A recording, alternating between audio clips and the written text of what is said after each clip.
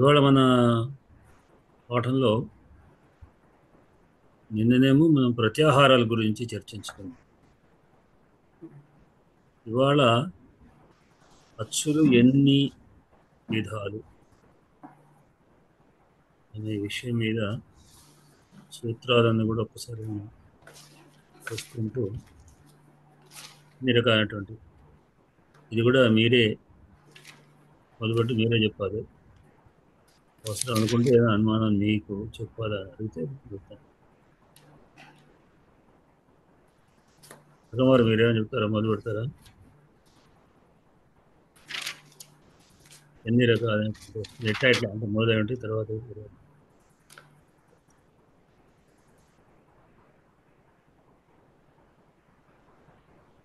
Idea ఉందా? అడిగారా? మిమ్మల్ని అడిగాను కటకవారిని. నేను ఇవాళ వినడం వరకేనే, నేను పడుకునేటట్లే. ఇప్పుడు కంఠ్యములు, తాళవ్యములు,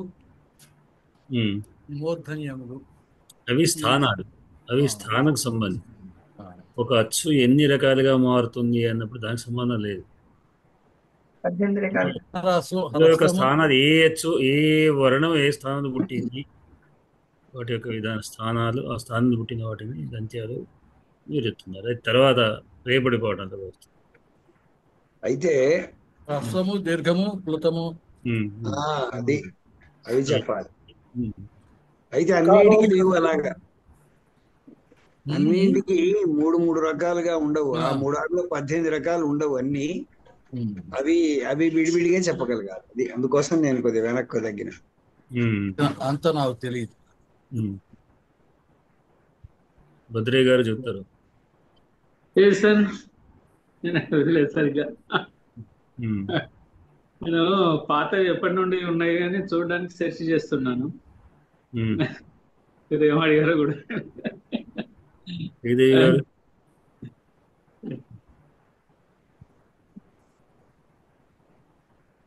ఒక వర్ణం ఎన్ని విధాలుగా మారుతుంది? మొత్తం 18 సార్. అవును. ఒక రోలు మాత్రం తేడా వస్తుంది. ఉదాత్తము, అనుదాత్తము, స్వరితము 3, హ్రస్వము, దీర్ఘము, ప్లుతము 3 ముళ్ళ 9. తర్వాత అనునాసికంతో 2 18. అంతేనా? ఏవో పాత జ్ఞాపకం అంతే. కరెక్టే అనిపిస్తుంది. కరెక్టే చెప్పారు.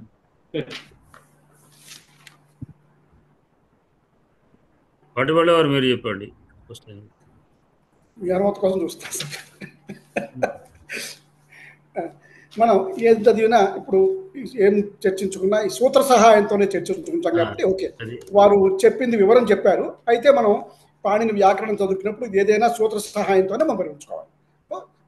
నిన్నటి వరకు ఈ అక్షరాలు గురించి మనం వెళ్తున్నాము, ఈ వీటి గురించి మాట్లాడుకున్నాం. ఇవాళ ఈ అక్షరాలు ఎలా ఉచ్చారణ ఎలాగా, వాటిలో రకాలు ఉచ్చారణ బట్టి వాళ్ళ రకాలు ఎలా ఉంటాయి, తర్వాత స్థానాలు, ఈ వివరణకు పెడతాం మనం. అయితే మొదట ఈ 5వ సూత్రంలో ఉకాలో హ్రస్వ దీర్ఘ పృతః, ఉకాలో హ్రస్య దీర్ఘ పృతః, ఊకాలో నాట్ ఉకాలో కాదు, ఊకాలో అచ్ హ్రస్వ దీర్ఘ పృతః అది దానికి వివరం.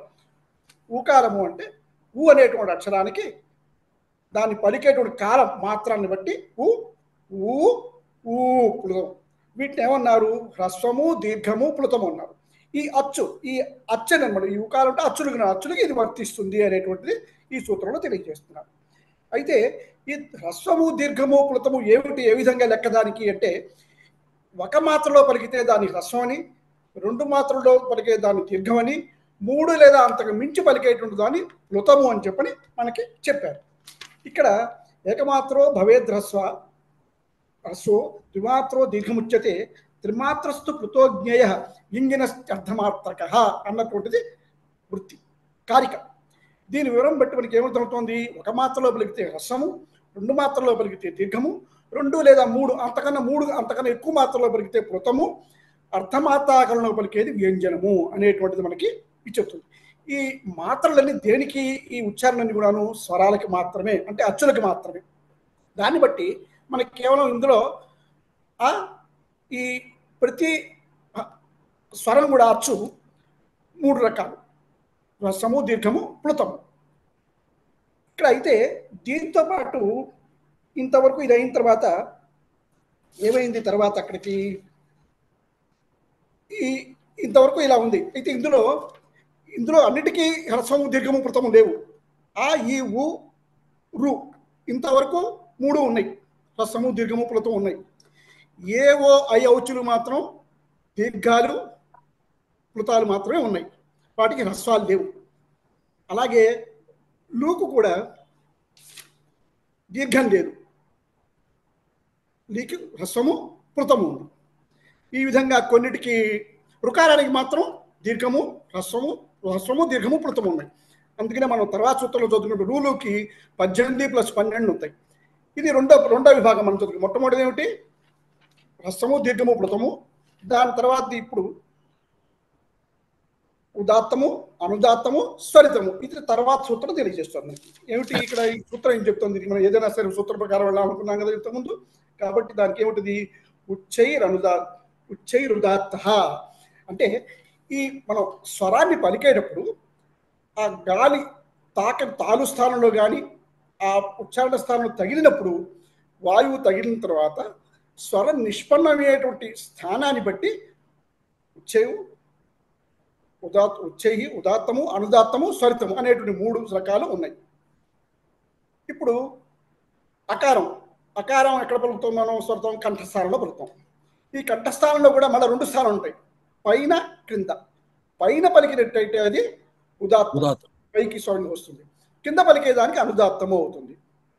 ఈ రెండింటి కలయికతో పలికితే, అంటే మధ్యలో మళ్ళీ వేరే స్థానం, ఈ రెండింటి కలయికతో పలికితే కనుక దాన్ని స్వరితము అని చెప్పి అన్నాం. దీనికి సూత్రం ఏం చెప్తుంది? ఉచ్చైరుదాత్త, నీచైరనుదాత్త, సమాహార స్వరిత అనేటువంటి తర్వాత 3 సూత్రాలు దీన్ని తెలియజేస్తుంది. ఇంతవరకు ఎన్నైనాయి స్వరాలు? మొట్టమొదట హ్రస్వ, దీర్ఘ, ప్లుతాలు 3. ఒక అకారానికి, అకారంలో హ్రస్వము, దీర్ఘముతో 3 ఉన్నాయి. ఈ 3 మళ్ళీ ఉదాత్తము, అనుదాత్తము, స్వరితము అన్న మళ్ళీ 3 9 ఉన్నాయి. ఈ 9 అనుకున్న తర్వాత ఇప్పుడు మళ్ళా తర్వాత మరొక సూత్రం ఉంది, ముఖానునాసిక, వచనం, అనునాసిక అని చెప్పడం. ఇవి ఈ కొన్ని వర్ణాలు ముఖము వాటి వర్గం తాలూకు పంచమాక్షరాలతో దాంతోపాటు ముఖంతో కూడా పలుకుతాయి. అంటే ఈ వర్గ పంచమాక్షరాలు నాసికతో పలుకుతా ఉన్నాం కదా, అనుకున్నాం కదా, వాటితో అవి మాత్రమే కాకుండా ఈ ముఖంతో కూడా పలుకుతాయి. అందువల్ల అవి ముఖానునాసిక, వచనాసిక అవి అంతవరకు అలా పలుకుతాయి. ఈ అచ్చుల్లో మనకు కొన్ని ఇవన్నీ కూడా మళ్ళా నాసికతో కూడా పలుకుతాం. నాసికతో పలికితే ఈ అచ్చుల్ని అనునాసిక అంటాం. నాసిక సహాయం లేకుండా పలికేటువంటి వాడిని అననునాసిక అంటాం. ఈ 2 రకాలు ఉన్నాయి. మళ్ళా 3 రకాలు హ్రస్వ, దీర్ఘప్లుతాలు, మరో 3 రకాలు ఉదాత్త, అనుదాత్త, స్వరితాలు. ఈ 2 రకాలు అనునాసిక, అననునాసిక. సో 9, మొత్తం 18 రకాలుగా, ఒక అకారానికి 18 రకాలుగా మనం ఉన్నది.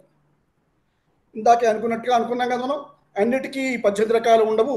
లూకి తర్వాత ఏవో ఐ ఔచులకి 12 మాత్రమే ఉంటాయని చెప్పి అనుకున్నాం. ఎందుకని? అందులో దీర్ఘాలు కొన్ని చోట లేవు కాబట్టి అవి అంతవరకు అలా పలుకుతాం. ఈ విధంగా ఇన్ని రకాలుగా మనం ఈ వర్ణాన్ని పలుకుతాం. దీనికి మనం సూత్ర ప్రకారం, ఇంతవరకు సూత్ర ప్రకారం ఇలా చదువుకున్నాం. మరొకటి కూడా చెప్పాలండి. చెప్పండి సార్, చెప్పండి. వాటికి కూడా చెప్పాలి. అవునండి. ఇవి ఈ యవరాలు ఇక్కడ అనునాసికలు కూడా పలుకుతా ఉండి, వీటికి యవరాలకి అనునాసికలు కూడా ఉన్నాయి. అంటే ఇవి అచ్చుల వరకు మాట్లాడుకున్నాం మనం. అచ్చుల వరకు ఇంతవరకు చెప్పినటువంటి ఈ 18 రకాలు అచ్చుల వరకు ఉన్నాయి. హల్లులలో కొన్ని, అంటే ఈ వర్గ పంచమాక్షరాలు మాత్రమే కాకుండా, వర్గ పంచమాక్షరాలు ఎట్లాగో ముఖానునాసిక, వచనం అనుకున్నాం కదా. ఇప్పుడు ఈ 9వ సూత్రంలో చదువుకున్నాము. ముఖము, అంటే వాటి రెస్పెక్టివ్ ఉచ్చారణ స్థానాలతో పాటు నాసిక కూడా ఉపయోగిస్తాము అని ఉన్నది కాబట్టి అంతవరకు అలా చదువుకుంటాం. ఈ ఎవరికి మాత్రము ప్రత్యేకంగా నాసికతో కూడా పలికేటువంటి సందర్భాలు ఉన్నాయి. అందుకు వీటి ఒక్కరికి మాత్రమే అటువంటి విధానం ఉన్నది. అందువల్ల ఇన్ని రకాలుగా మనం ఈ అచ్చుల్లో రకాలున్నాయి, వర్ణాల్లో రకాలున్నాయి. తర్వాత ఇక ఉచ్చారణ స్థానాన్ని బట్టి మనం తర్వాత పెడతాం. ఇంతవరకు కేవలం వర్ణాల్లో ఉన్నటువంటి పలు రకాలైన అచ్చుల్లో ఉన్నటువంటి పలు రకాలైన వాటి గురించి మనం మాట్లాడుకున్నాం. గురుగారు నేను అన్ని కవర్ చేశానని నేను అనుకుంటున్నాను. గురుగారు ఏమన్నా మిస్ అయితే చెప్పండి, నేను మళ్ళీ వివరిస్తాను. తప్పు చెప్పినా సరి చేయండి. లేదు, బాగుంది, బాగా చెప్పారు. అంటే ముందు హ్రస్వ దీర్ఘప్లుతాలు అనే విధంగా అవునండి అనేటువంటి విధానం.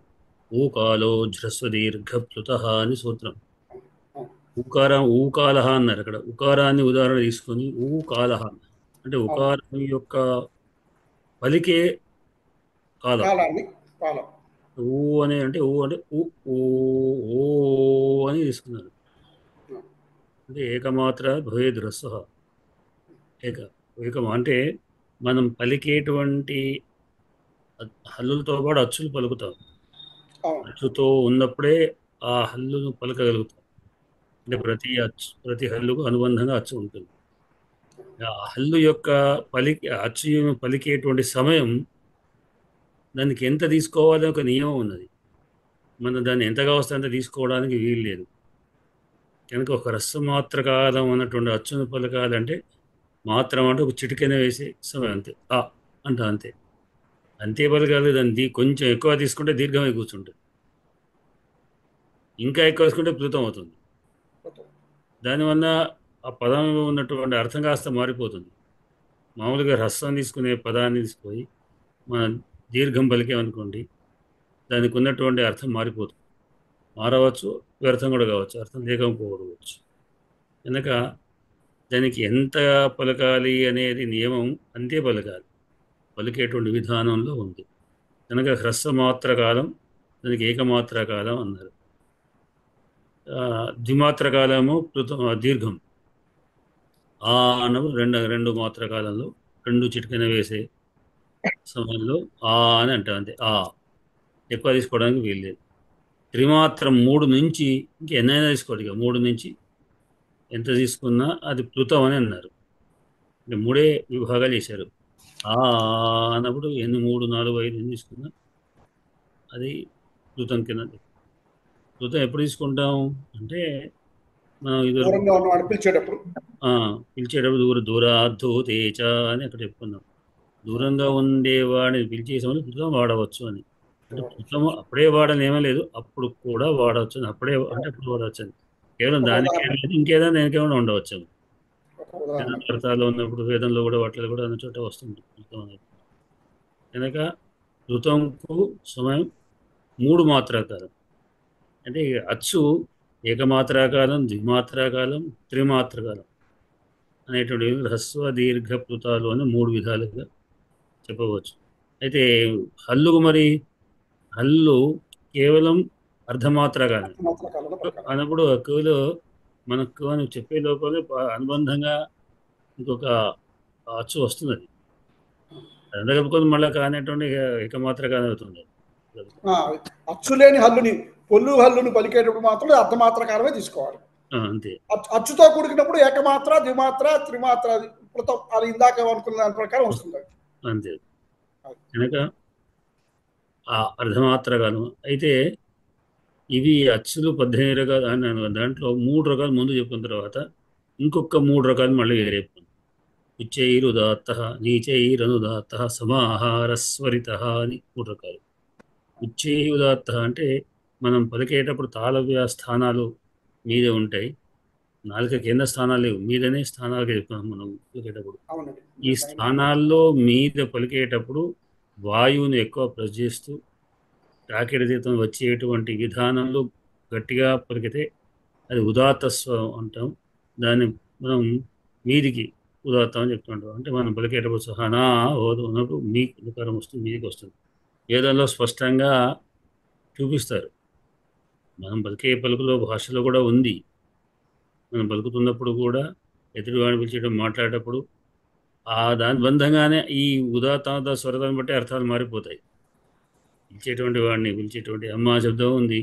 దీన్ని ఒక్క అమ్మ అనే సంబోధనము 15 రకాలుగా ఉంది. ఒక దాన్ని పిలిచి దాన్ని బట్టి అర్థాలు మారిపోతున్నాయి. బాధపడేవాడు ఒకడు, ఆత్మీయంగా పిలిచేవాడు ఒకడు, తర్వాత ఏదైనా అవసరం పిలిచేవాడు ఒకడు, రకరకాల ఒక బిచ్చివాడు పలికేటువంటి అమ్మ పదం వేరు.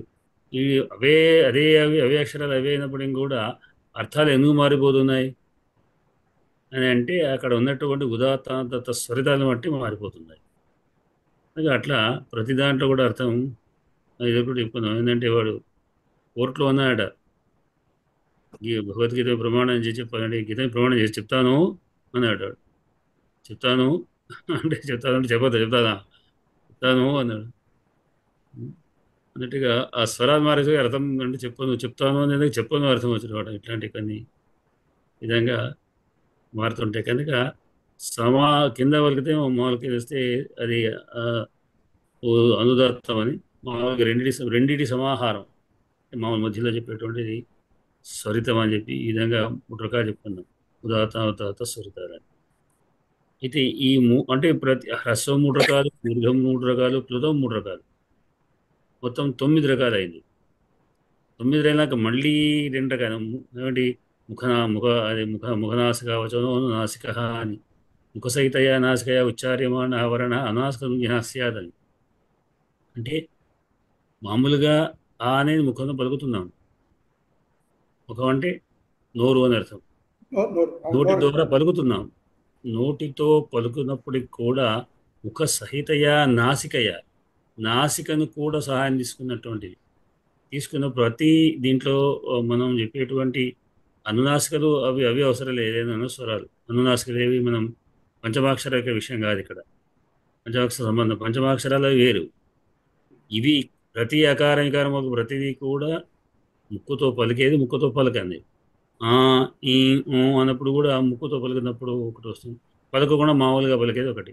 అంటే హ్రస్వము ముక్కుతో పలికింది, ముక్కుతో పలికే హ్రస్వము ధృతము, ముక్కుతో పలికే హ్రస్వము అచ్చు అది అకారము. అట్లా పలకంది ఒకటి. అట్లా 9 అవుతాయి 3. అంటే ప్రతిదీ 3 రకాలు. తర్వాత ఇంకోటి ఏమిటి రసదీర్ఘ 3 రసదీర్ఘ ప్లుతాలు, 18 ప్లుతాలు, ఉదాత్త స్వరితం అని 3 9. అవి మళ్ళీ ఒక్కొక్కటి 2 చెప్తాను. చెప్పుకుంటే మొత్తం 18 రకాలు. అంటే అస్సతో పలికని అనే విధంగా. అనగా ఒక అచ్చు 18 రకాలు అని చెప్పారు. అందుకొరకే రాసేటప్పుడు మనం ఆ రాయకుండా ఆకారం మాత్రం ఐ ఉండు అని మాత్రం చెప్పుకుందాం. కానీ ఆ ఈ ఊను అని చెప్పలేదు. అంటే 2 మాత్రమే కాకుండా ఆ అనేటువంటి దానికి అకారం అంటే మొత్తం 18కి సంజ్ఞ అనే అవుతుంది. అకారం ఆదేశంగా వస్తే 18 వచ్చే అవకాశాలు అన్నమాట. దాంతో తర్వాత ఏం చెప్పారంటే తపరస్తత్కాలస్య అన్నాడు. దీనికి పక్కకు తకారం చేరిస్తే హ్రస్వానికి పక్కన తకారం చేస్తే హత్ అంటే హ్రస్వకారమే అని అర్థం. దీర్ఘానికి పక్కన వేస్తే దీర్ఘమే. తకారం ఒకవేళ దానికి అనుబంధంగా పడితే అప్పుడు అది లిమిట్ అయిపోతుంది. అవి హ్రస్వ దీర్ఘ ప్లుతాలు అనే 3 సెక్షన్లు మాత్రమే తీసుకుంటారు. దీంట్లో ఇంకా ఉదాత్త స్వరితాలు అవన్నీ కాకుండా కేవలం ముందు 3 రకాలైనటువంటి వాటిలో 3 ఒక్కొక్కటి 6 రకాలు కనుక ఆ 3 ఇదేందుకి తపరం చేస్తే అది మాత్రం వస్తుంది అని ఇక్కడ చెప్పాను. అయితే ఇక్కడ అన్నింటిగా మరి అన్నప్పుడు ఒకటి ఏంటంటే రుకారానికి పర్వాలేదు, అకార ఇకార ఉకార రుకారాలు మాత్రం 18 రకాలు ఓకే. కానీ ధృకారం మాత్రం దశ దీర్ఘాభావాత్ అన్నాడు. దానికి దీర్ఘం లేదు. ధ్రువ అనే దానికి దీర్ఘం లేదు కనుక హ్రస్వంగానే ఉంది కనుక దీర్ఘం సంబంధించిన 6 విభాగాలు లేవు కనుక హ్రస్వ ప్లుతాలు మాత్రమే ఉన్నాయి. 12 రకాలు. ధృకారం 12 అయింది. తర్వాత ఏచ్లు ఏఓ ఐఓలు అనేటువంటి వీటికి ఈ హ్రస్వాలు లేవు. దీర్ఘములు ప్లుతములు మాత్రమే ఉన్నాయి కనుక అవి కూడా హ్రస్వ విభాగం హ్రస్వం సంబంధించిన 6 విభాగాలు లేవు కనుక అవి అవి 12 రకాలు. అంటే టోటల్ రుకారం 12 రకాలే, ఏచులు ఏఓఐవులు అనేటువంటివి కూడా 12 రకాలే, రుకారం మాత్రం 15 రకాలు. ఇక్కడ ఇంకొకటి వచ్చింది ఏమిటి, రుల్రురణయో సావరణ్యం వాచ్యం అని ఒకటి ఉన్నది. అంటే రుకారానికి సవర్ణత్వం చెప్పుకోవాలి అన్నారు. సమానమైనటువంటి స్థానంలోంచి పుట్టి పెరిగినటువంటి అనే విధంగా తీసుకోవాలి అన్నప్పుడు, అంటే రుకారం రెండు సమానమైనవి అన్నప్పుడు రుకారం ఈ 12 30 రకాలు. అంటే రుకారం అంటే 30 రకాలు అని చెప్పుకోవాల్సి వస్తుంది. రుకారస్త్రింశత అని చెప్పాడు. రుకారం మొత్తం 30 రకాలు. అందుకని అంటే లృ అంటాం మనం. లు కాకుండా లృ చెప్పుకుంటే 12-30 రకాలు వచ్చేస్తుంది అని ఈ విధంగా రుద్రువరణయో సావరణ్యం వాచ్యం. అట్లా ఒక అచ్చు ఎన్ని రకాలు అన్నప్పుడు ఈ విధంగా అన్ని 15 రకాలు, దుకారం మాత్రం 12 రకాలు, తర్వాత ఏచులు 12 రకాలు, మళ్ళీ రుకారం మాత్రం ఈ 2 కలుపుకుంటే 30 రకాలు అయిపోయింది అని ఈ విధంగా చెప్పుకోవడం జరిగింది. అందువల్ల అట్లానే హల్లులు ఉన్నాయి. యవల అనేటువంటి హల్లు, యవల ద్విధ అన్నారు. అనునాసికో అనునాసికశ్చ. కేవలం హల్లుల్లో యకార వకార లకారాలు మాత్రమే. అవి అనునాసిక యకార వకార లకారం, అనునాసిక యకార వకారాలు కూడా ఉన్నాయి. ఒక హల్లులో ఉన్నట్టు యవలలు మాత్రమే 2 రకాలుగా చెప్పవలసి వస్తుంది. లణ్ అన్నప్పుడు లకారం ల అనేటువంటి లకారము అనునాసికైంది కాక అక్కడ ఉపదేశనాసిక ఇత్ అని సూత్రం చేత ఇత్తు ఉపదేశాలు అనునాసికమైన ఇత్తులోకి వస్తుంది. ఎందుకంటే లకారం తర్వాత ఉంది కనుక అక్కడ లణ్ అన్నప్పుడు లకారం ప్లస్ ఇది ఎన్నకారం కలుపుకొని లణ్ అనేటువంటి లకారం అని చెప్పి కనుక దానికి మనం నిన్న చెప్పుకున్నటువంటి ప్రత్యాహారాలు లన్నుకు కూడా ఒక లన్నులోని ఆకారం కూడా ఒక ఇత్తై రా అనేటువంటి ఒక ప్రత్యాహారం తీసుకోవచ్చు. రా అనేటువంటి అంటే అన్ను అక్కు అచ్చులాగా రా అంటే ఒక ప్రత్యాహారం. రా అనేటువంటి హయబరటులో రట్టులో రకారం మొదలుకొని లన్నులోని లకారం తర్వాత అకారం వరకు. ఇప్పుడు అది రా లా అనేటువంటి పేరు. రా అంటే రా లా అని. అందుకని ఉరన్ రపరహ సూత్రంలో ఉహు అణ్ రపరహ. ఉహు అంటే రుకారం. రు అనే శబ్దానికి ధాతృ శబ్దానికి ధాతారో ధాతార అన్నప్పుడు ధాతృ రుకార శబ్దము ఆ అరవ్ అరహ ఆ ఆరవ్ అరహ ఆరం ఆరో అర అనే ఉహు అవుతుంది. పంచషష్ఠి వ్యక్తి ధాతృ ఉన్నాం అట్లా. ఉహు అంటే రుకారం యొక్క రుకారక స్థానంలో అన్ను వస్తే రపరంగా వస్తుంది అని. రపరం అంటే మళ్ళీ ఇక్కడ రా అంటే రా అన్నప్పుడు రాలా అన్నారు. ఊ అన్నప్పుడు రుకారము సంజ్ఞ కనుక రుకారానికి చెప్పుకున్నాం. ఇప్పుడు స్వర్ణత్వం చెప్పుకున్నాం అంటే రు అని అర్థం. రు అనే దానికి రు అని అర్థం. రా అంటే రేపు లకారాలు. అందుకరికి అల్లు లాంటి పదాలు చెప్పుకుంటారు మన దగ్గర. ధవలకార అనే చోట కానీ రు అన్న లకార వస్తుంది. ఇది అక్షరాల్లో ఉన్నటువంటి యొక్క ఎన్ని రకాల అక్షరాలు అనే దాని గురించినటువంటి విషయం. దీంట్లో ఇంకేమైనా మీ అర్థమైనా కాకపోతే ఒకసారి మళ్ళీ ప్రశ్న వేయండి. ఎందుకంటే ఇది మళ్ళీ ఒకసారి మనం చిత్రం జరుపుకుంటాం కనుక మనం దాని మీద ఇప్పుడే మంచి అవగాహన చేసుకుంటే బాగుంటుంది. మళ్ళీ ఒకసారి ఇట్లా ఇప్పుడు ఇవన్నీ అచ్చుల వరకే చెప్పుకున్నాం కదండి. అవును. కానీ యవల మాత్రం 3 హల్లులు ఉన్నాయని చెప్పాను. అవి కాకుండా మిగతా వ్యంజనాలలో కొన్ని రకాలు ఉన్నాయి కదా. ఒక 3 అవే, ఇంకేం లేదు. అంటే ఇప్పుడు అర్ధ విసర్గలతో ఉన్నటువంటి క, దానికి ఏం లేవు.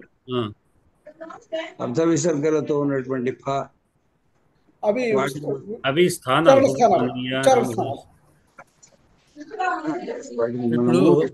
ఉచ్చారణలో ఉచ్చారణలో అర్ధ విసర్గం ఉన్నప్పుడు దాన్ని మనం స్వరంగా ఎలా అర్ధ విసర్గలు అని చెప్పినప్పుడు కూడా విసర్గలు అన్నట్టే మనం అంటే దాంట్లో ఏం చెప్పారంటే అప్పపతి భవాభ్యాం ప్రాగ్ అర్ధ విసర్గ సదృశు జిహ్వ ఉపధ్వానీయం అక్కగిరి కకాభ్యాం మూలీయం అంటాడు. ప్రాక్ అర్ధ విసర్గ సదృశు అంటే రాసేటప్పుడు 2 సున్నాలు అలాగా మనం పెడతాం విసర్గలోని. అట్లా కాకుండా కేవలం ఇలా అర్ధ విసర్గలే అంటే సగం యు అండ్ ఏ లాగా కిందకి మీదికి ఈ చంద్రవంకను 2 చంద్రవంక కిందకి మీదికి వేసినట్టుగా ప్రాగ్ అర్ధ విసర్గ సదృశం అన్నారు. అట్లా రాసే విధానంలో పెడుతున్నాము. అయితే దాన్ని పలికే విధానం ఏమిటి అంటే దానికి ఉపధ్వానం, దీనికి విసర్గ, దీనికి జిహ్వామూల్యం అని చెప్తూ అవి జిహ్వామూల్యం అంటే జిహ్వా నాసిక చివరగా ఉన్నటువంటి నాసిక నాలుక యొక్క చివరగా ఉన్నటువంటి స్థానం జిహ్వా మూలం, దానికి స్థానం జిహ్వా మూలీయం అని దానికి పేరు లేపుకుంది. అంతేగాని పలికే విధానం గురించి ఏం చెప్పలేదు. అయ్యా ఇప్పుడు యావాల అనే దాని ప్రత్యేకత ఏమిటండి? యకార వకార లకార అనుస్వారంతో కూడుకున్న వర్ణాలు కూడా ఉన్నాయని. అనునాసికతో కూడుకున్న స్వరం కాదు, అనునాసికతో కూడుకున్న వర్ణాలు. అయితే హకారం కూడా ఉంది కదా మరి? లేదు. అనేది లేదా హిందీలో హా అన్నట్టు. హా తర్వాత హకారం తర్వాత ఉన్న అకారానికి అనుస్వరం అనునాసిక.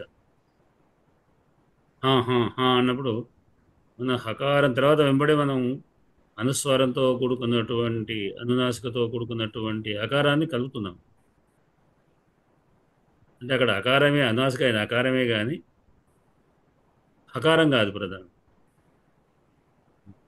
ఇది సంస్కృతంలో లేవు, సంస్కృతంలో అలాంటివి లేవు అన్న. సంస్కృతంలో అనేది సంస్కృతంలో లేదు.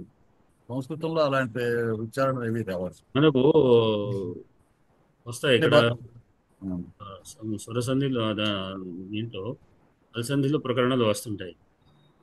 అలసంధి చివరలు అంటే హకారం తర్వాత మకారానికి ఉన్నప్పుడు ఎట్లా పలకాలి, ఎట్లా వస్తుంటాయి అనేటువంటి విధానం వస్తుంది. అంటే మకారం కానీ నకారం కానీ వకారం కానీ అది కిం హ్వాలయతి, కిం హ్వాలయతి, కిం హ్లాదయతి అని కొన్ని పదాలు వస్తాయి. కిం హ్లాదయతి, కిం హ్లాదయతి, కిం హ్లా అంటే అనునాసికం తర్వాత హకారం వస్తుంది అక్కడ. కానీ హిందీలో లాంటివి అయితే హా అనేది అసలు చాలా చోట్ల మీరు పలికే హాలో పలికే హకారంలో లేదు. మీరు అనుకుంటున్నారు హకారం ఉంది అని, కానీ హాలో హకారం తర్వాత అకారం ఉంది కదా అచ్చు, అది అనునాసిక. అంటే హకారం అనునాసిక కాదు, హకారోత్తరవర్తి అకారం, అది అనునాసిక. అనగా అంటే దీని ప్రకారం చెప్పలేదు. తర్వాత ఇంకొకటి, ఇది అనునాసికనా కాదా, ఏది అనునాసిక ఏది కాదు అని చెప్పడానికి ఏమన్నారంటే ఉపదేశానుక్య పాణినీయ అంటే ఉపదేశాన్ని ఇది ఉపదేశం ఇది కాదు అని చెప్పగలిగేటువంటి వాళ్ళు పాణి అంటే వ్యాకరణం నిర్దేశించింది. మన యొక్క విధానం పట్టుకుని ఇది అవును కదా ఇది కాదు కదా అని చెప్పడానికి వీల్లేదు. అంటే వ్యాకరణ శాస్త్రము వైయాకరణమైనటువంటి వ్యాకరణ నిర్దిష్టమైన ప్రకారమే నిర్దేశం అవుతుంది. కానీ దీని యొక్క అంటే మనం ఈ విధంగా ఎట్లా పలికితే ఇట్లా అవుతుంది కదా అని దీనికి ఈ విధంగా చేయనేటువంటి ఇది లేదు, అధికారం లేదనమాట. అంటే యాజ్ పర్ అంటే సెక్షన్ అనమాట. ఈ వాటి ప్రకారం చేసుకోవాలి, కానీ మనం సొంతంగా చేసుకోవడానికి వీల్లేదు.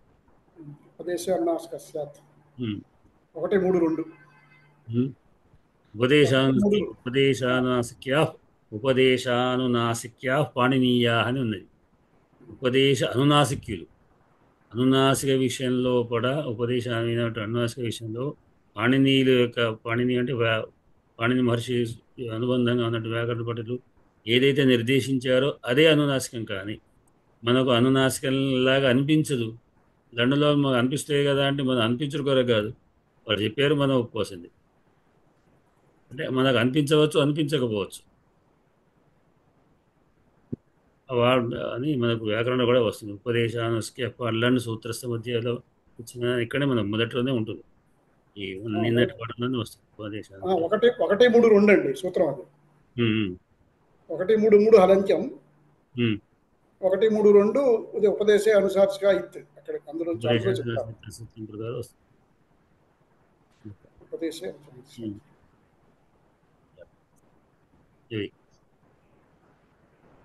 ఇంకా ఇప్పుడు ఇది అర్థమయ్యి మేము చెప్పగలిగినా మళ్ళీ పాటిబడిన వారు చెప్పినట్టు ఆ సూత్రాలతో అయితే చెప్పలేము.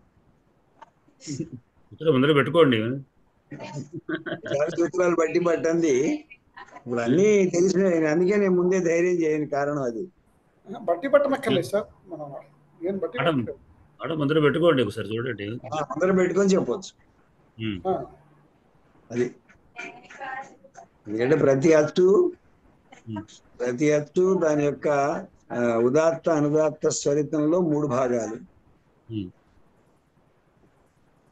తర్వాత మరొక భాగం ఏమిటి, ఉదాత్త అనుదాత్త స్వరితాలుగా 3 రకాలు ఉంటుంది. హ్రస్వ దీర్ఘ ప్లుతములు అనేవి 3 రకాలు, అక్కడికి 9 అవుతాయి. తర్వాత అనునాసిక అననునాసిక ద్వారా 2 రకాలు, 9 × 2 18 రకాలు అవుతాయి. అయితే అన్నీ ఉండకుండా ఇందులో అరుకారం మాత్రం దానికి దీర్ఘం కూడా ఉంది కాబట్టి అది రుకారానికి 18 భాగాలు. మనం ఇందాక చెప్పుకున్నట్టు హ్రస్వ దీర్ఘ ప్లుతములు, ఉదాత్త అనుదాత్త స్వరితములు, అనునాసిక అననునాసికాలు అని 18 రకాలు కాకుండా దీర్ఘానికి 12 మాత్రమే ఉంటాయి. ఎందుకు 12 మాత్రమే ఉంటాయి అంటే దీర్ఘానికి కాదు, దీర్ఘం లేదు, దీర్ఘం ఇందులోకి వచ్చేసింది. అలుకారానికి దీర్ఘం లేదు కాబట్టి ఆ దీర్ఘానికి తగ్గించేస్తే 12 వస్తుంది. ఆ 12 కూడా ఇందులో లుకారానికి అరుకారానికి రుకారం 2 సమానంగా తీసుకున్నప్పుడు 18 + 12 30గా చెప్పుకుంటాం. విడిగా ఒక లుకారానికే చెప్పుకుంటే 12 చెప్పుకుంటాం. ఇవి కాకుండా యారాల వాటికి కూడా అనునాసిక అనేటటువంటి అనునాసిక అననునాసిక అనేటటువంటి 2 రూపాలు ఉన్నాయి కాబట్టి వాటికి 2 రకాలు మాత్రం చెప్పుకుంటాం. అంటే అనునాసికం కూడా ఉంటుంది. తర్వాత ఏ ఐ ఓ వీటికి దీర్ఘాలు మాత్రమే ఉంటాయి కాబట్టి హ్రస్వాలు ఉండవు కాబట్టి వీటికి 12 ఉంటాయి. ఈ రకంగా మనం విభజన చెప్పుకున్నాం. అయ్యా ఇది కూడా చెప్పారా అయ్యా? చెప్పాను కదా, ఏఐఓ. అయితే మీరు చెప్పినటువంటి దాంట్లో మరొక విషయం ఏంటంటే అసలు ఏకమాత్ర కాలము ఒక చిటిక వేస్తే ఉండేదాన్ని ఏకమాత్ర కాలము అంటాము, ఇది హ్రస్వము. ద్విమాత్రా కాలము 2 చిటికలు వేస్తే ఉండేటటువంటి కాలాన్ని దీర్ఘము అంటాము. అంతకంటే ఎక్కువ ఉండేటటువంటి మాత్రల కాలాన్ని ఒక స్వరం పలికితే అది ప్లుతము అని చెప్పడం జరుగుతుంది. కాబట్టి హ్రస్వ దీర్ఘ ప్లుతములకు నిర్వచనం ఈ రకంగా చెప్పబడ్డది. తర్వాత ఉదాత్త అనుదాత్త స్వరితములకు ఎలా చెప్పబడింది? ఉదాత్తం అన్నప్పుడు కంఠంలో ఉత్పత్తి స్థానం నుండి దానికి కాస్త ఎత్తుగా పైభాగంలో పలికినప్పుడు దాన్ని ఉదాత్తమని, దానికి నీచైరు అనుదాత్తాన్ని తక్కువలో పలికినప్పుడు అనుదాత్తమని, ఆ రెండింటిని కలిపి సమాహారంగా కలిపితే దాన్ని స్వరితము అని చెప్పి ఆ రకంగా నిర్వచనం చేయడం జరిగింది. కాబట్టి ఉదాత్త అనుదాత్త స్వరితములు ఇవి ఈ రకంగా చెప్పబడి హ్రస్వ దీర్ఘ ప్లుతములు 3 × 9, తర్వాత అనునాసిక అననునాసిక అనేటటువంటి ఉంటుంది. మొత్తం 18 రకాలుగా.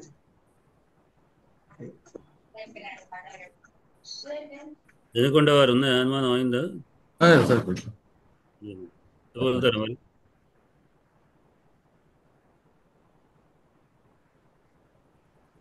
చెప్పగలుగుతారా? అర్థమైంది సార్. సరే, శ్రీదేవి గారు.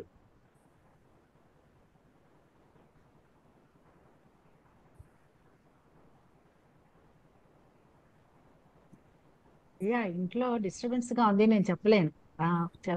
తెలుసు కానీ చెప్పలేను. ఇప్పుడు ఇంట్లో బంధువులు ఉన్నారు. సరే. రాజయ్య గారు. ప్రయత్నం చేస్తాను. గురుభ్యో నమః. ఇక్కడ వర్ణోచ్చారణలో ఏకమాత్రలో ఉచ్చరింపబడేదాన్ని హ్రస్వం అంటారు. తర్వాత ద్విమాత్ర 2 మాత్రలు ఉచ్చరించేదాన్ని దీర్ఘం అంటారు. 3 మాత్రల్లో ఉచ్చరించేటువంటి కృతం, 3 మాత్రల్లో ఉచ్చరించేదాన్ని కృతం అంటారు అన్నమాట. అయితే ఈ హ్రస్వంలో మళ్ళీ ఉదాత్త అనుదాత్త కృతాలు, అది కృతాలు అనేటువంటి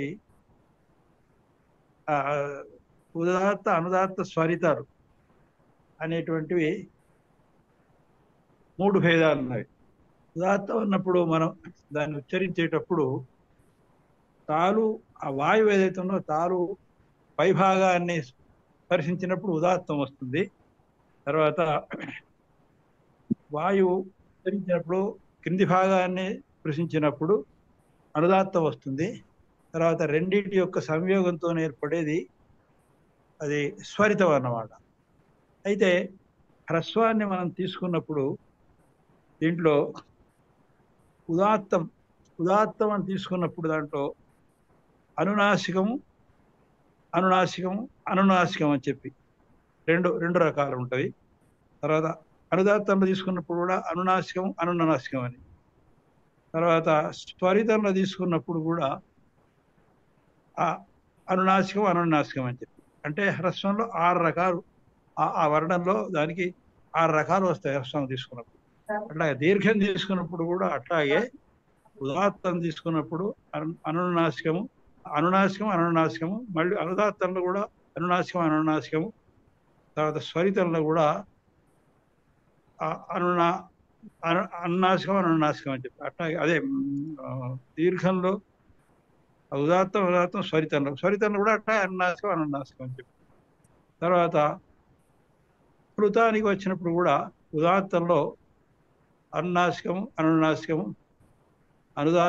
అనుదాత్తంలో కూడా అనునాసికం, కృతంలో కూడా అనునాసికం అని చెప్పి ఇట్లా హ్రస్వ దీర్ఘ స్వరితాలకు 6 రకాలు వచ్చి మొత్తం 18 అవుతాయి అన్నమాట. ఇక్కడ లుకారానికి దీర్ఘం లేదు కాబట్టి ఏదైతే ఉందో అది 12 రకాలే ఉంటుంది అట్లా అన్నమాట.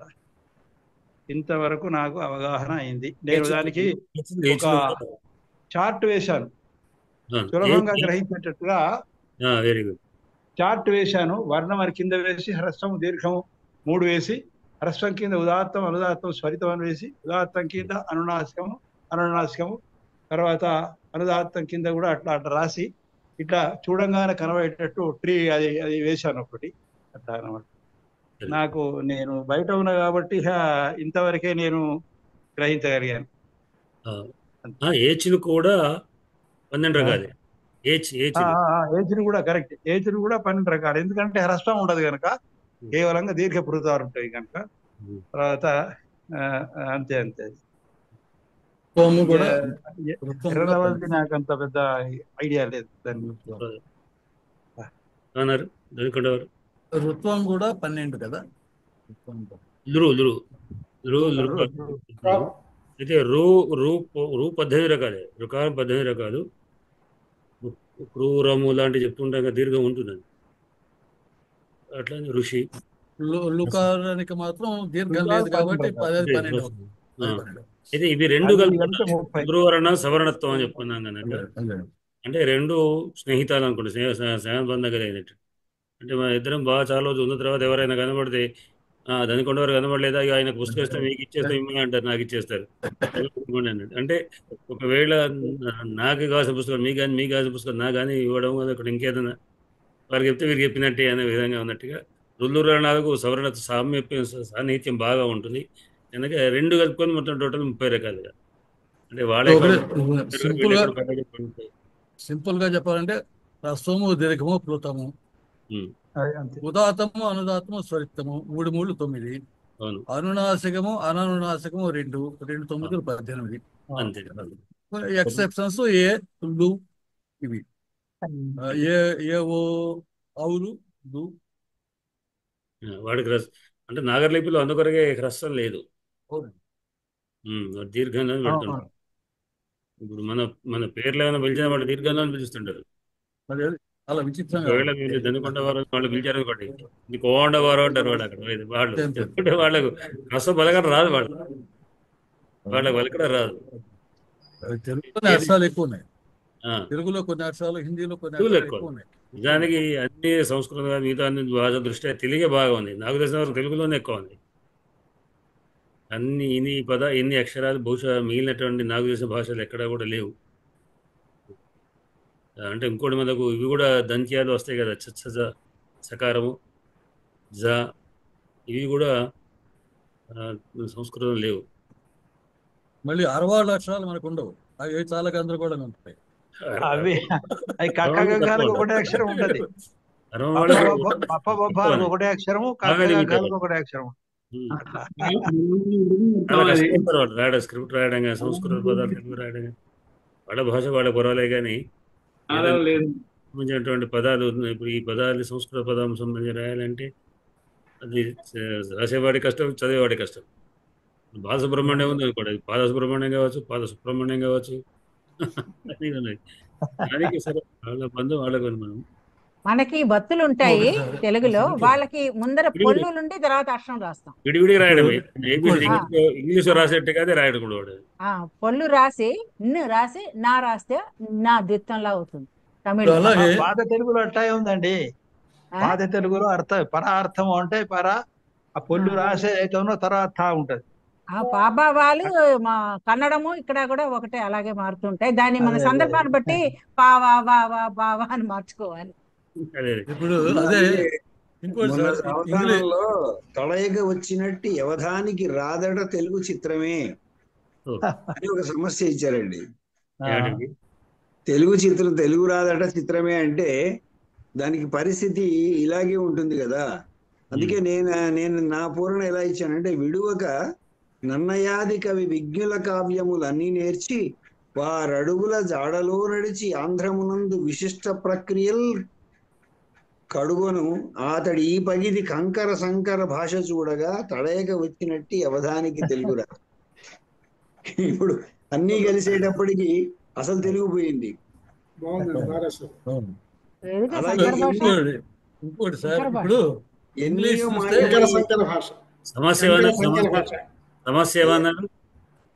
సమస్య అక్కడ తడయక వచ్చినట్టు అవధానికి రాదట తెలుగు చిత్రమే.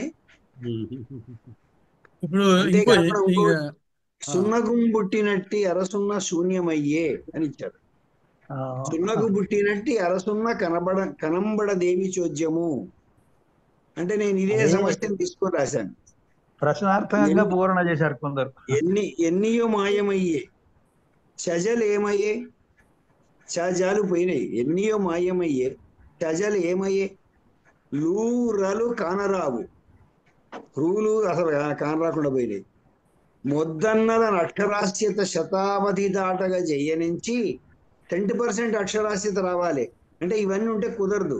అందుకోసం అన్ని తగ్గించి పారేయాలి, సహజాలు తీసేయాలి, రూల్ తీసేయాలి. తీసేటువంటి వాళ్ళు ప్రైమరీ సెక్షన్ లో తీసేస్తున్నారు. అదేనండి అక్కడే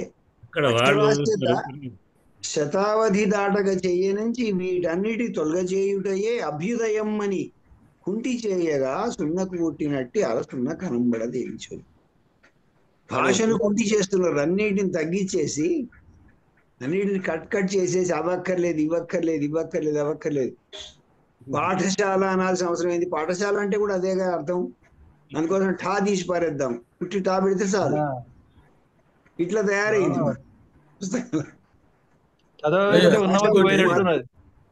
చదివేస్తే ఉన్నమతి పోయినట్టున్నది. చల్ల అంటారా అసలు? ఇప్పుడు ఇదంతా ఎవరంటే కామన్ సెన్స్ ఉండాలి అసలు నిజంగా. చల్ల అంటారా అక్కడ? పుస్తకాలు తయారు చేసే ప్రభుత్వులు వాళ్ళు ఏదో ప్రయోగాలు చేస్తున్నాం అని చెప్పి ఈ భాషను కుదించడానికి అందరికి అర్థం కావాలి, ఒక్క బ్రాహ్మణకే వస్తే సరిపోదు ఈ భాష, అన్ని వర్గాలకు రావాలంటే ఈ వికారాలన్నీ తీసి పారాలి. తాజా, రూరు, ఏ ఐ, ఠారా ఇవన్నీ తీసేస్తే సరిపోదు. ఈ మధ్య ఒక పెద్ద గోల జరిగింది, మీకు అర్థమైందా? ఆవిడ ఒక రచయిత్రి ఉచ్చల జలధి అని రాసింది. ఆమె కన్నింగుతోనే రాసింది. అసలు అయితే వీళ్ళందరూ ఇది రాస్తే తప్పర్థం కదా అంటారు. ఆ వ్యాకరణాన్ని అర్థం పెట్టుకుని నేనేమో పైన దంచి చిహ్నం పెట్టానా మీరుగా పెడితే తప్పు. అట్లాగే ఇంగ్లీష్ లో కొన్ని పదాలు ఉన్నాయండి. ఇప్పుడు ఈ వాజ్ ఉన్నాయి కదా, అది సాంతం జా కాదు జా కాదు. అట్లాగే క్యాట్ బ్యాట్ అనే పదాలు, అది అకారము కాదు ఎకారము కాదు. ఇట్లా ఒక్కొక్క భాషలో కొన్ని స్వరాలు ఉంటాయి. ఆ స్వరాలు మిగతా భాషలో ఉంటాయి. డిప్థాంగ్స్ అయితే ఈ అన్ని అక్షరాలు మనం నేర్చుకున్నాం, తెలుగులో చాలా ఎక్కువ ఉన్నాయి. మనం తమిళాన్ని చూసుకుంటే మొదటి నుండి చేసినప్పుడు ఇదే సంస్కృతంలో ఉన్న ఒత్తక్షరాలన్నీ తీసేసి మార్పులు చేసి వాళ్ళు చేసుకొని భాషాభిమానాన్ని ప్రదర్శించారు. వాళ్ళ భాష దీని నుంచి దాన్ని పుట్టిన సంబంధం లేదు. వాళ్ళది పుట్టింది, వాళ్ళ ఒరిజినాలిటీ వాళ్ళకున్నది, మన ఒరిజిన్ మనకు ఉన్నది. సంస్కృత పదాలన్నీ మారిపోతాయి సార్. సంస్కృత పదాలు యథాతథం వాళ్ళ ఒరిజినల్ సంస్కృత తమిళంలో సంస్కృత పదాలు లేవు. లేదు, ఉన్నాయి సార్. సంస్కృత పదాలు లేవని కాదు, మిక్సింగ్ అవి మార్పు పొందుతాయి. ప్రతి ఒక్కటి మార్పు పొందుతాయి. దాని భాష కూడా దానికి ఉంది. వాళ్ళు వేరే భాషా కుటుంబం. తదుపరి వాళ్ళు అట్లా కాదు. ఇప్పుడు జరిగే పని ఏంటంటే 7 నిమిషాలు ఉంది కాబట్టి మనం పద్యం చెప్పుకోవచ్చు. అయ్యా 34వ శ్లోకం. 34వ శ్లోకం చూద్దాం మనం ఒకసారి. అయ్యా అలం మహీపాల తవ శ్రమేణ ప్రయుక్తమప్యస్త్రమితో వృథా స్యాత్ న పాదపోన్మూలన శక్తిరంహః శిలోచ్ఛయే మూర్ఛతి మారుతస్య. అలం మహీపాల తవ శ్రమేణ ప్రయుక్తమప్యస్తమితో వృథా స్యాత్ న పాదపోన్మూలన శక్తిరంహః శిలోచ్ఛయే మూర్ఛతి మారుతస్య. గారు చదవండి.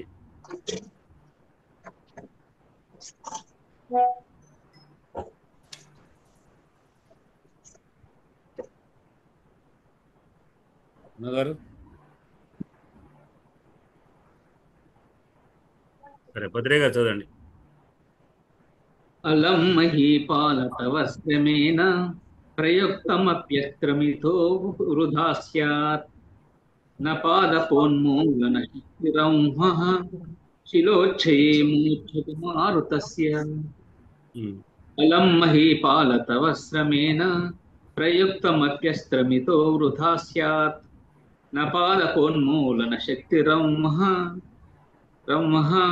శిలోచ్ఛయే మూర్ఛతి మారుతస్య. గంటల వారు చదువుతారా?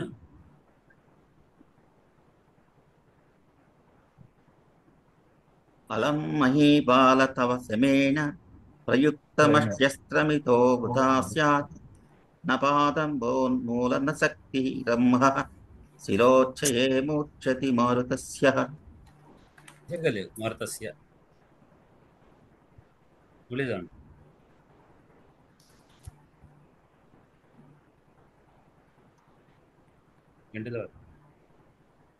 చదవమంటాడు. మరొక్కసారి చదవండి అయ్యా గంటేల వారు. ఇది కొంచెం రావట్లేదు. ఓకే. అలం మహీపాల తవ శ్రమేణ అలం మహీపాల తవ శ్రమేణ అదే వచ్చి నా దగ్గర ఉన్నది చదువుతున్నాను. శ్రమేణ అలం మహీపాల తవ శ్రమేణ ప్రయుక్త మధ్యస్త్ర మితో వృథా స్యాత్ పాదోన్మూలన శక్తిరంహః శిలోచ్ఛయే మూర్ఛతి మారుతస్య. మొదటి చాకు ఒత్తు పెట్టకండి, రెండో చాకు పెట్టండి. ఏమండి? శిలోచ్ఛయలో రెండు కూడా అల్ప ప్రాణాలే. శిలోచ్ఛయే అనకండి. శిలోచ్ఛయే చాకింది చావత్ వచ్చింది నా దగ్గర అందుకని. చావు చావతే గాని రెండు అల్పి ప్రాణాలే. ఓహో ఉచ్చయే ఉచ్చయే శిలోచయే మూర్ఛతి మారుతస్య. అంటే అసలు మీరు ఒత్తు పలకట్లే. శిలోచయే మూర్ఛతి మూర్ఛతి శిలోచయే మూర్ఛతి మారుతస్య. అక్కడ పలకొద్దు, ఇక్కడ పలకాలి. అది శిలోచయే మూర్ఛతి మారుతస్య. ఇందాక మహాకవి గారి చెప్పిన ధనికొండ వారు చెప్పినట్టు అయింది. అదే అదే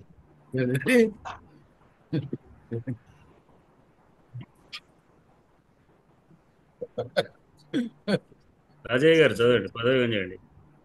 అలం మహీపాల తవ శ్రమేణ ప్రయుక్తమప్యస్తమితో వృథా స్యాత్. అపాదపోన్మూలన శక్తిరమ్హ శిలోచ్చయే మోక్షతి మారుతస్య. అలం మహీపాల తవ శ్రమేణ ప్రయుక్తమప్యస్తమితో వృథా స్యాత్. అపాదపోన్మూలన శక్తిరమ్హ శిలోచ్చయే మోక్షతి మారుతస్య.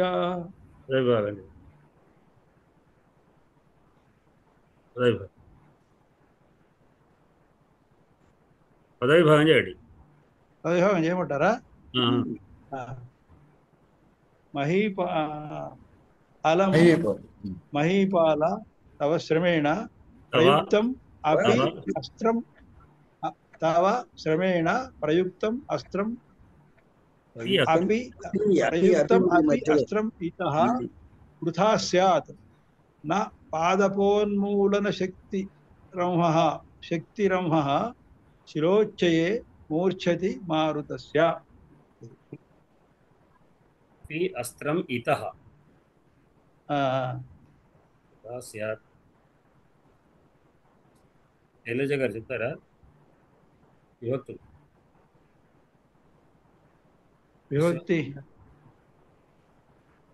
విభక్తులు చెప్పంటారా? శైలజ గారు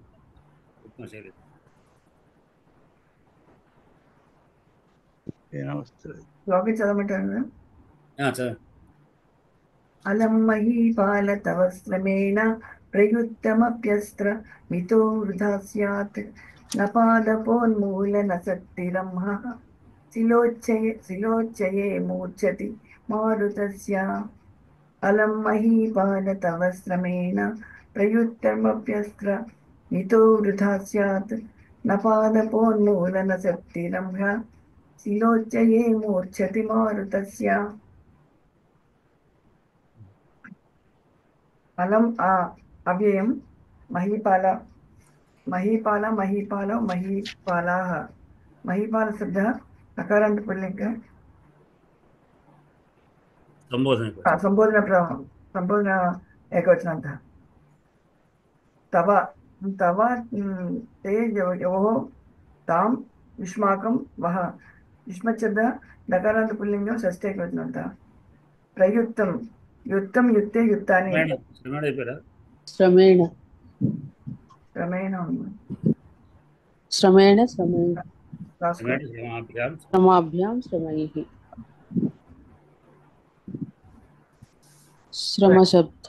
శ్రమశబ్దः అకారాంత పుల్లింగ ఏకవచనం. ప్రయుక్తం యుక్తం యుక్తే యుక్తాని. ప్రయుక్త శబ్దः అకారాంత పుల్లింగ నపుంసకలింగ ప్రథమైకవచనాन्तः. अपि अव्ययम् अस्त्रम् अस्त्रम् अस्त्रे अस्त्राणि.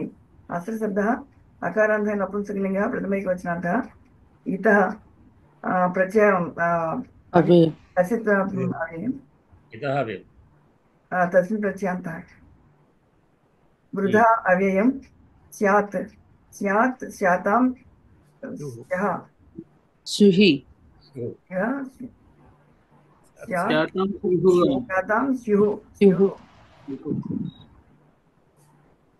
ఇది క్రియాపదం. ఇది ఎలా వస్తుందో రాసుకోండి. అసధాతు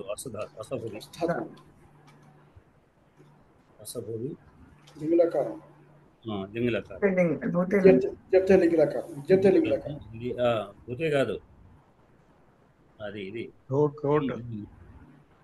లోటు కాదు. విద్యార్థం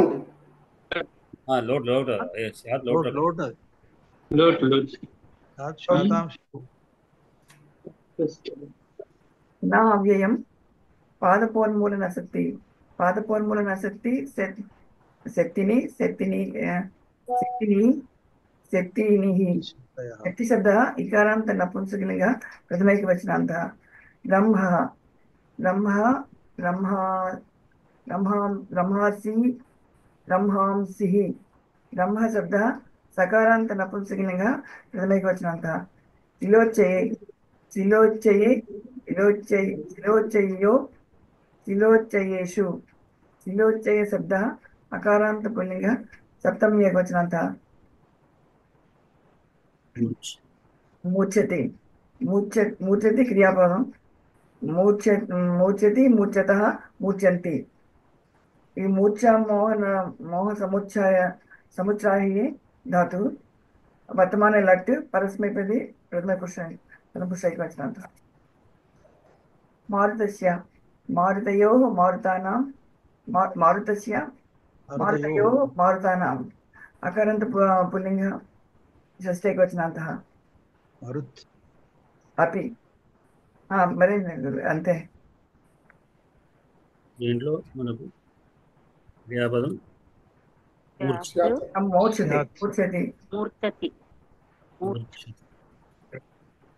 మూర్ఛతి అంటే మొదటి భాగంలో ఉన్నది, మూర్ఛతి ఇక్కడ ఉంది. రెండు నాలుగో పాదంలో శాత్ ఒకటి ఉంది, శాత్ అనేది ప్రధానం, మూర్ఛతి ఏమో ఇక్కడ దానికి సంబంధించి. శాత్ అంటే అసభు ధాతుకు లోట్లకారం ప్రథమ శాతం కాదండి, శాతకి విధి లింగ్లకారం లోటు శాతకి నేనే కన్ఫ్యూజ్ ఉంది. ఇంతకుముందు అన్నాను, అనంతరం మళ్ళీ బహుశా ఇంట్లో వచ్చాను.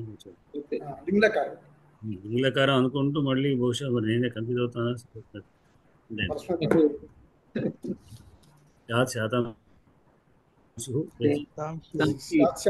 శాతం శాత శ్యాం శ్యావ శ్యామ భవేతాం భవేయుః భవేత్ భవేతాం భవేయుః భూధాతు భూధాతు. అదే ఒక్కటి గట్టిగా పెట్టుకున్నాం కానీ అది సమయానికి దొరకదు. శాత్ అంటే అవుతుంది. ఈ వ్యాకరణంలో బాగా వస్తుంది సార్. ఏమి అవుతుంది శాత్ వ్యాకరణంలో విపరీతంగా వస్తుంది పదాలు. ఈ ప్రధాన వ్యక్తి పదం ఏముంది శాత్ అనడానికి?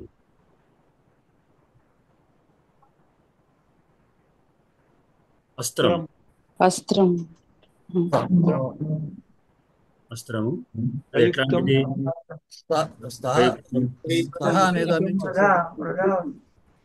ఏమంటే ఎందుకంటారు? సహా అనే దాని నుంచి వస్తుంది. సహా ఎక్కడ ఉన్నది? లేదు, నాది పాదపోన్మూలం నానవు సాగది. శాతు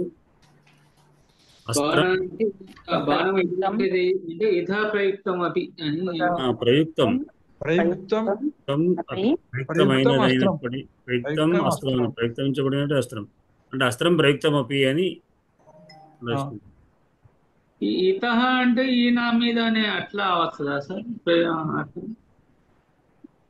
ఇతహ అనేది ఇదం శబ్దంకు తస్సు ప్రత్యయం చేస్తే ఇతహ అయింది.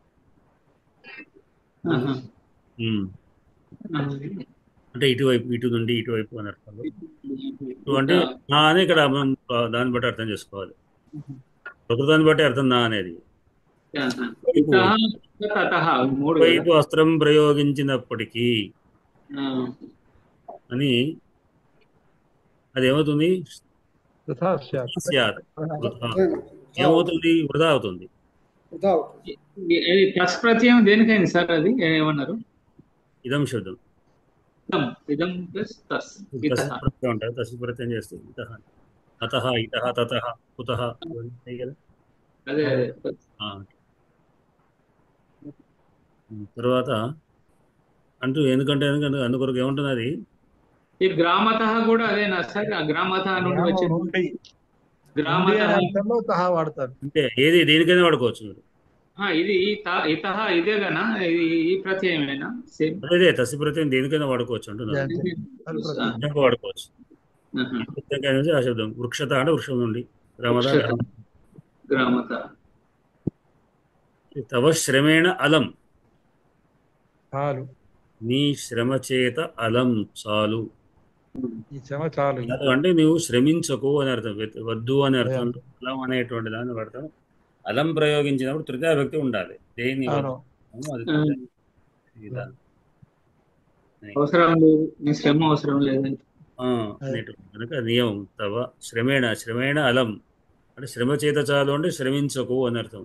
నువ్వు శ్రమించకు, ఎందుకంటే ప్రయుక్తమపి అస్త్రం ఇతః అస్త్రం వృథా స్యాత్. అది ఇటు నీ యొక్క అస్త్రము, ఇక్కడ తవ ఇక్కడ కూడా చెప్పుకోవచ్చు. తవ అస్త్రం ప్రయుక్తమపి, నువ్వు ప్రయోగించినప్పుడు ప్రయోగించలేకపోతావు, ఎట్లానే ఉండిపోయినావు. నువ్వు చిత్రాపితంగా కాదు, నువ్వు ఏదైనా ప్రయత్నం చేసి ఇంకా బలంతోనో లేకుంటే ఇంకేదైనా శక్తితో లేకుంటే దైవిక శక్తి ఇంకేదన్నా తీసుకొని ప్రయత్నం చేసినా అది వ్యర్థమైపోతుంది నాకు అన్నాడు. ఎందుకొరకు అంటే కారణం ఏంటి అనే దాని కింద ఏంటంటే అపాదపోన్మూలన శక్తిరమ శిలోచ్చయే మూర్ఛతి మారుతస్య. అది అర్ధాంతరం సార్. అర్థాంతరన్యాస. మూర్ఛతి నమూర్ఛతే, మూర్ఛతే అంటే ప్రసరించడం అని. మూర్ఛ అనే దానికి స్పృహ అని ఒకటి అర్థం ఉంది. మూర్ఛతే అంటే మూర్ఛపోయడం అనేటువంటి ఒకటి అర్థం ఉంది. కానీ మూర్ఛ అంటే మోహన సముచ్చయం అని రెండు అర్థాలు. అనగా అంటే ప్రేరేపించడం, చేయడం అర్థంలో వస్తుంది. మూర్ఛ ప్రసరింపజే, దాన్ని ఏం చేయదు, ప్రేరేపించదు అని. అట్లా అది ఏది చేస్తుంది, ఏది ప్రసరించదు?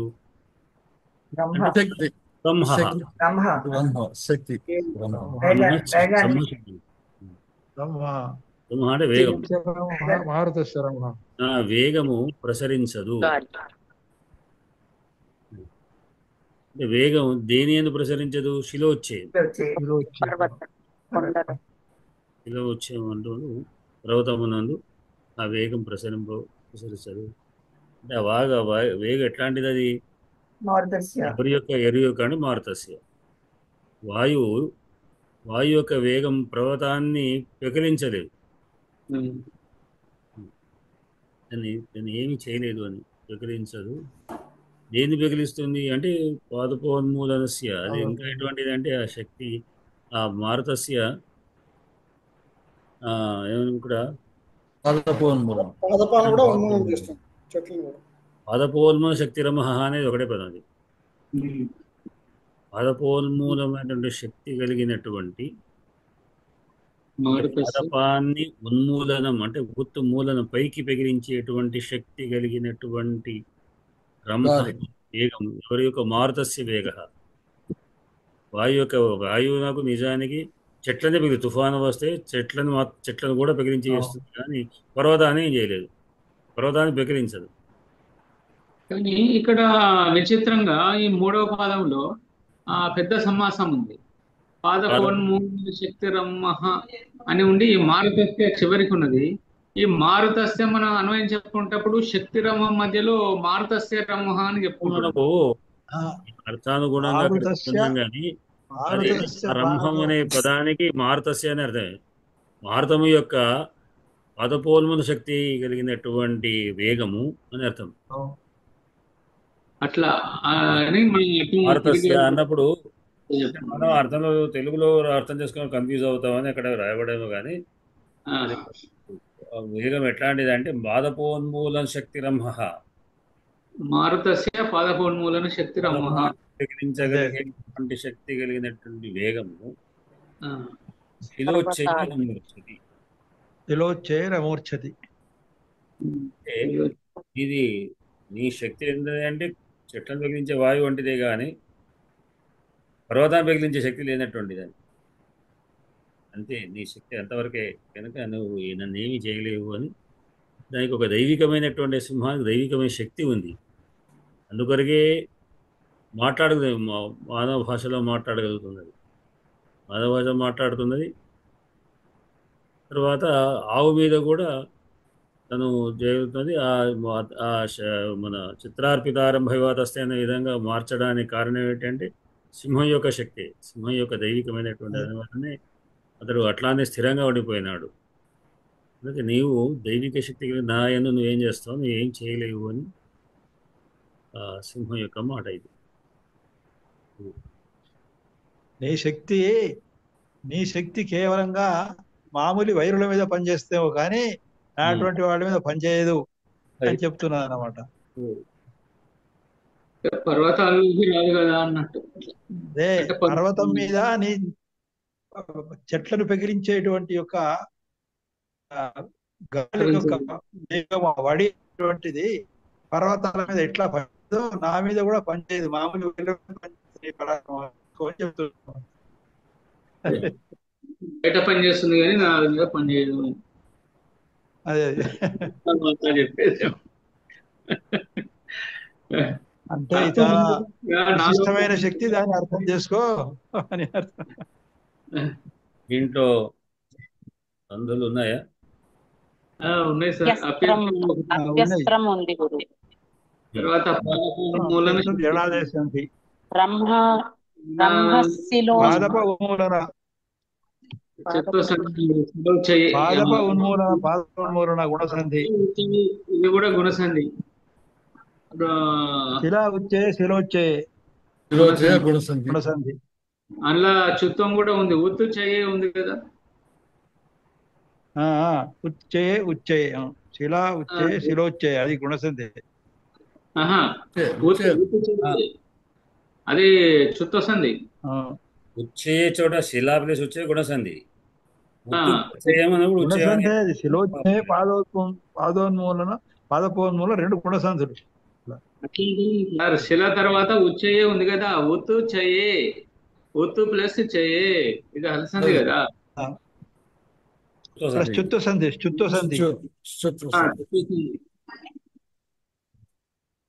మూర్ఛతి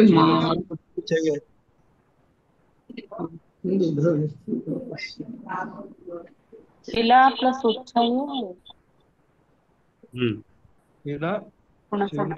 ఉచ్చయే శిలోచ్చే అంటే అక్కడ మొదటి భాగంలో గుణసంధి అవుతుంది, రెండో దాంట్లో చుత్త సంధి అవుతుంది. వచ్చేది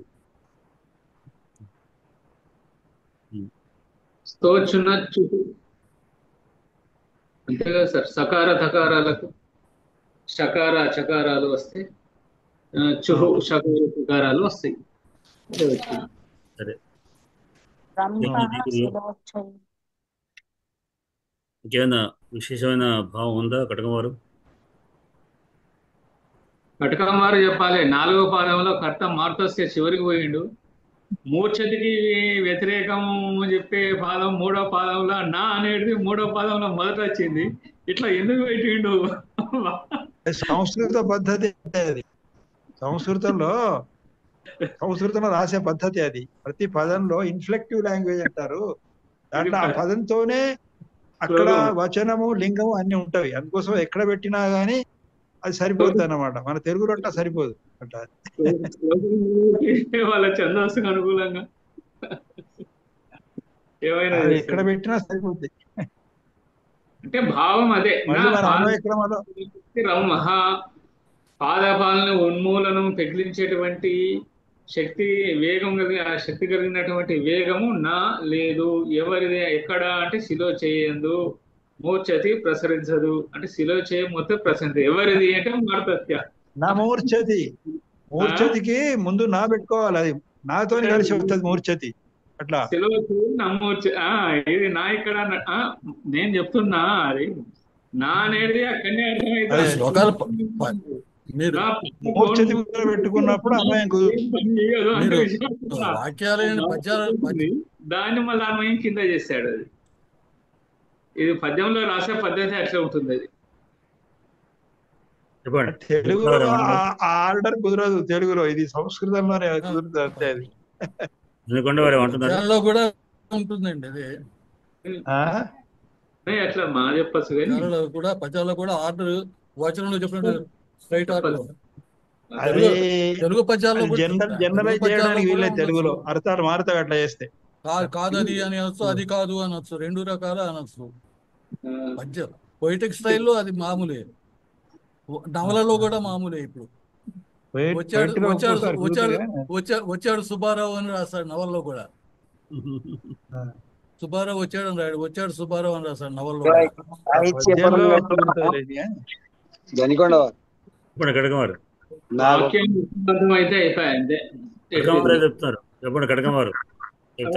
ఆగిపోతున్నారు వారు. కటకమారు ఏదో ఒకటి చెప్తారు కదా. అదే చెప్తానని అన్నప్పుడు మనం మధ్యలో ఆటంకంతో ఆగిపోతున్నారు. చెప్తున్న తర్వాత మనం మాట అయినాక అనేది.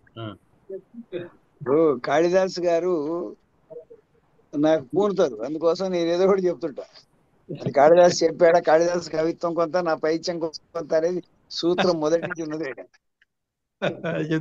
నానుడు ఉన్నది ఒకటి, అది మన పైత్యం కొంత ఉండాలి. ఎందుకంటే ఇక్కడ నేను ఎలా ఆలోచిస్తానంటే ఒక కవిగా ఆలోచిస్తాను, వ్యాకరణ పండితుడిగా ఆలోచించాను. కవిగా ఎట్లా ఆలోచిస్తానంటే ఇంత క్రితం పద్యంలో మనం మాట్లాడుకోలేదు కానీ వాచా మనువంశకేతుం అన్నాడు. ఎందుకు అక్కడ వాచా మనువంశకేతుం అని దిలీపుణ్ణి సంబోధించాడు అంటే కేవలం మనుషులు మాత్రమే, మనువంశంలో పుట్టిన వాళ్ళు మాత్రమే మాట్లాడగలుగుతారు. ఇక్కడ మనం అది గమనించుకోలేదు.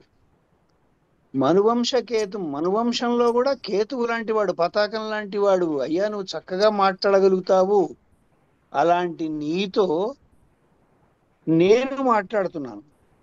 విస్మయాన్ విస్మిత ఆత్మవృత్తౌ సింహోరు సత్వం నిజగాథ సింహ అని అక్కడ చెప్పడంలో ఉద్దేశం ఏంటంటే నువ్వు మాట్లాడగలుగుతావు, నేను మాట్లాడుతున్నాను. నువ్వు మాట్లాడడానికే పుట్టినవాడివి నువ్వు, నీకొక్కడికే మనువంశంలో ఉన్నటువంటి వాడివి నువ్వు. ఇక్కడ మనువంశకేతుం అని వాడిన కారణము ఇదని నాకు అనిపించింది పోయిన శ్లోకంలో. ఇక ఇప్పటి శ్లోకంలోకి వచ్చేటప్పటికి మా నాన్నగారు గుర్తుకొచ్చారు. మా నాన్నగారు అమ్మ వడ్డిస్తుంటే అలం అలం అంటాడు. ఏందా ఈ అలం, మాకు అర్థం కాలేదు. చాలు చాలు అని చెప్పడం, అలం అలం అంటే వాళ్ళ మాటల్లో వ్యవహారంలో అంత సంస్కృతాన్ని అట్లా పొడికి పుచ్చుకున్నారు వాళ్ళు. అయితే ఇందులో మనకి ఇక్కడ రెండు అంశాలు మనం గమనించాల్సినటువంటి అంశాలు ఉన్నాయి. పాదపోన్మూలన శక్తి రంహం శిలోచ్చయే నమూర్చతి అంటే కదిలేదాన్ని మాత్రమే నువ్వు కదిలించగలుగుతావు. నేను శిలను, కొండ, ఇక్కడ కొండకు శిలోచ్చయ అని చెప్పడంలో ఉద్దేశం ఏంటంటే ఇది కొండ, అది పాదపం. పాదపం చూడండి, ఇక్కడ గాలి వస్తే కదిలేదాన్ని గాలి కదిలిస్తుంది కానీ నేను ఒక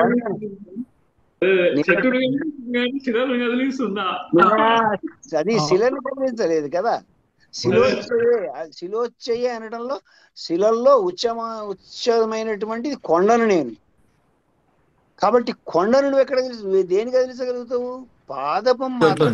పాదపోన్మీలన శక్తి, ఉన్మీలనం దేని అంటే పాదపాన్ని మాత్రం, అంటే కదిలేదాన్నే నువ్వు కదిలించగలుగుతావు తప్ప ఇక్కడ నేను కదలని శక్తిని ఉన్నాను.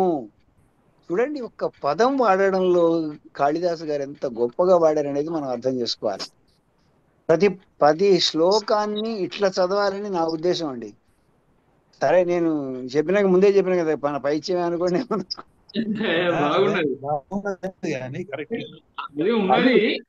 ఉన్నదానిలో అంతరార్థం చెప్పారు మీరు. అంతరార్థం ఉన్నది అదే, కానీ దాని అంతరార్థాన్ని బాగా గుంజారు మీదికి, హైలైట్ చేసి. పాదపోన్మూలన శక్తి రంహ శిలోచ్చయే నమూర్చతి. ఒక ఉన్నతమైనటువంటి కొండను ఏ గాలి కదిలించలేదు. కేవలం నీ శక్తి ఏంటంటే మారుత గాలి శక్తి. నీ గాలి శక్తి ఎంతవరకు వర్తిస్తుంది అంటే ఆ చెట్లను కూల్చగలుగుతుంది కానీ కొండను కూల్చలేదు. మనం గురువు గారు చెప్పారు ఇందాక, చెట్లను కూల్చదు, కొండను కూల్చదు. కానీ అక్కడ వాడిన పదాలు ఏంటి? పాదపోన్మీలనము శిలోచ్చయే. ఇది బండ, ఈ బండని ఏ గాలి కదిలించలేదు. అక్కడ అది ఆ పదం వాడుకున్న తీరును బట్టి పాదపోన్మూలనం అనే చోట కూడా దానికి పాదపం అంటే మొక్క అనే అర్థం కూడా ఉన్నది. అంతే పాదపం అంటే చిన్నవాడిని అనే అర్థం కూడా పాదపం పాదంతో నీళ్లు తాగేది పాదపం అంటే. పాదంతో పాదం నీళ్లు తాగేది పాదపం. పాదపం అంటే నీ పాదాలతో నీళ్లు తాగేది అందుకే అలాంటి నీళ్లు అలాంటి కదిలేటటువంటి దాన్ని కదిలిస్తుంది తప్ప అలం మహిపాల తవ శ్రమేణ ప్రయుక్తం అపి అస్త్రం ఇతో వృధా స్యాత్. నీ శక్తి అంతా కూడా దండగా వృధా స్యాత్.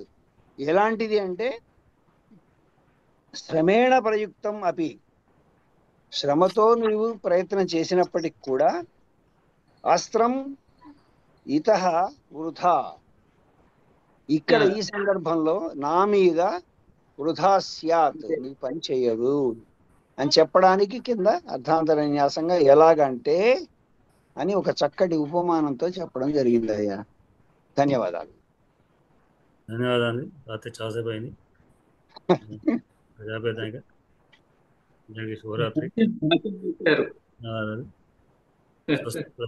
పరిపాలయంతాం కొంతమందికి నచ్చవచ్చు, కొంతమందికి నచ్చకపోవచ్చు, కానీ గోబ్రాహ్మణేభ్యः శుభం స్థిత్యం లోకాः సమస్తాः సుఖినో భవంతు. ధన్యవాదాలు. శివరాత్రి. శైలజ గారు ధన్యవాదాలు.